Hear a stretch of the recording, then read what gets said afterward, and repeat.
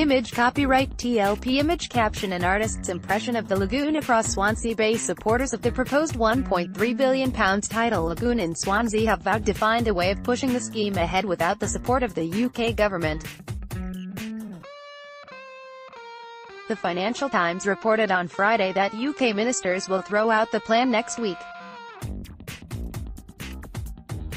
The sticking point is the UK government is not willing to pay Tidal Lagoon Power (TLP) the fee it wants for energy, but a revised offer has been made.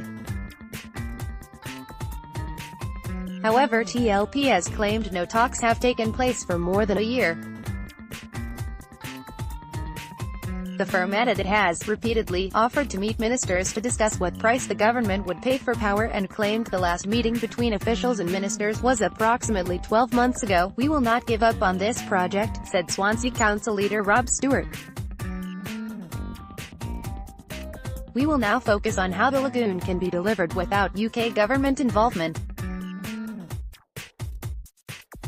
There have already been discussions with Welsh Government, and they have already made a significant offer of support to the project. We will evaluate how this support, together with a revised funding model, can deliver this project and allow all 4 Welsh lagoons to proceed."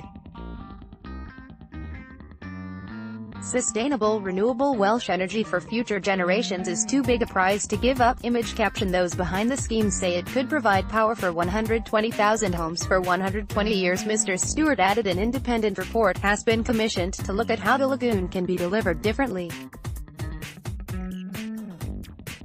TLP had previously asked for a 90-year contract with the UK government with an average strike price of £89.90 per megawatt-hour.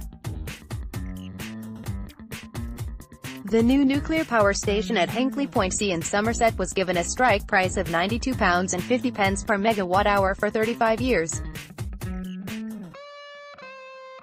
In January 2017, a UK government-commissioned report published by former Energy Minister Sir Charles Hendry recommended that tidal lagoons could play a cost-effective role in the UK's energy mix. 12 months later, the Welsh government offered the project substantial investment to help reduce the subsidy required.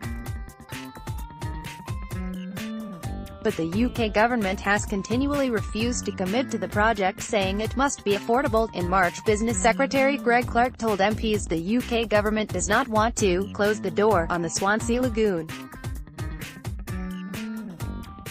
However, with reports suggesting it is about to close, with First Minister Carwyn Jones saying it would be another kick in the teeth for Swansea rail electrification to the city was abandoned earlier this year.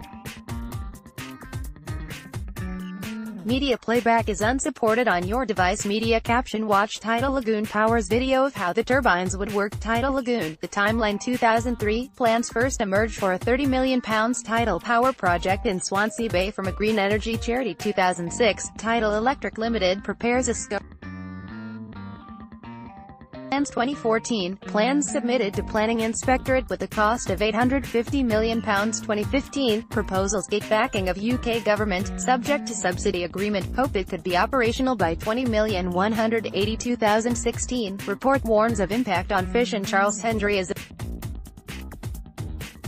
Welsh Government also offers substantial investment. A spokesman from the Department for Business, Energy and Industrial Strategy said, as the Business Secretary told MPs recently, while we have quadrupled the proportion of our electricity that comes from renewable sources since 2010, we have a responsibility to minimize the impact on consumer bills, and the Swansea proposal is more than twice as expensive as the Hinkley Power Station.